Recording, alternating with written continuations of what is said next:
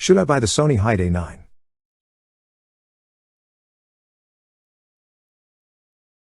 The Sony HT-A9 is great for those who want better sound than a soundbar, but who aren't quite ready to make the leap to a full home theater system.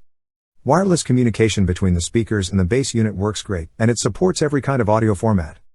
We miss the subwoofer and sometimes, a dedicated center speaker. Since the 90s, soundbars have gotten closer to offering a cinematic experience, especially when they have upward-firing speakers, a subwoofer, and rear speakers. But for truly dedicated home theater fans, the Sony HT-A9 is the answer. In the HT-A9, 4 speakers communicate wirelessly via a box that's about the size of an Apple TV. This box attaches to the eARC port on your TV and utilizes wireless technologies such as Bluetooth, AirPlay, and Google Cast so you can stream music from your phone, tablet, and PC. You don't need to place these speakers perfectly in your room, which is the magic of the HT-A9. You'll feel like you're at the center of the sound dome, no matter where you sit, since each speaker uses an internal microphone to locate the other one. Each speaker has an up-firing speaker, a soft dome-type tweeter, and a woofer with wide directivity. The HT-A9 speakers can create 12 phantom speakers by reflecting sound off of your ceiling and walls. HT-A9 doesn't come with a subwoofer, so for anyone who's serious about their audio, Sony offers 2 wireless subwoofers. The HT-A9 and its high-end soundbar HT-A7000 were announced by Sony in July, but it has only just gone on sale. $1,799.99, £1,599, $2,499 $7,999 Emirati dirhams for the HT-A9 home theater system. Light gray is the only color it comes in. Sony sells 2 wireless models for the HT-A9, the SAS-W3 for $399, £449, $599 and the SAS-W5 for $699, £699, $4,899.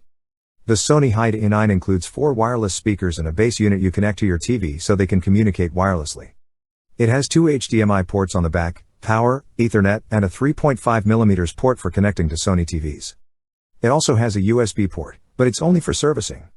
The speakers are 313mm by 160mm, HXW, have a rounded front, and a flat back so they can be mounted easily on walls.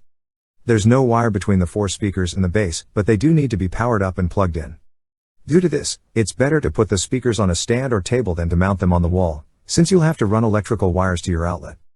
They're also big and bulky, so you'd put them on a stand instead of a wall. While most audiophiles prefer black, Sony only makes the HT-A9 in a light gray color. Connect the HT-A9's bass unit to your TV using the eARC port, then power up the 4 speakers. In a setup, each speaker plays test tones that the other speakers pick up, so they can figure out their positions relative to one another. It's cool because you can place these speakers at different heights and distances from each other. You get the best sound experience when the sound levels are automatically adjusted based on the position of the surrounding speakers. Although the HT-A9 has microphones and supports Google Assistant and Amazon Alexa, it can only be an output device. For voice commands, you need another Google Assistant or Alexa speaker. HT-A9 supports HDMI SEC, so you can use your TV remote or another device to control the audio. But if you want to access specific features like voice enhancement or choose a particular mode like movie or song, you would need the HT-A9 remote. I don't think the remote is universal. It wasn't possible to launch apps like Netflix or the TV's home app using the HT-A9's remote even after connecting the box to a Sony TV. It was only possible using the TV's remote.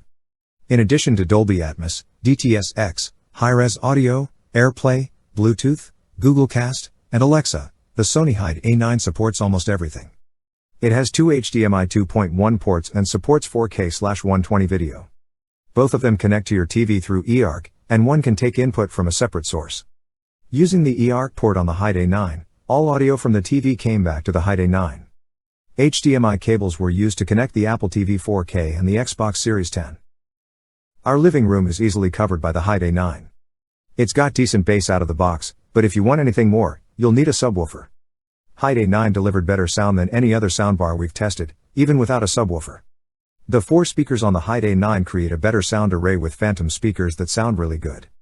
Sony's HT-A9 is great for the rest of us who don't want messy wires or big receivers. If you want a more immersive experience from your TV, this is a great step up from a soundbar. The HT-A9 is great for a room with regular ceilings and average size, and you want 360-degree sound.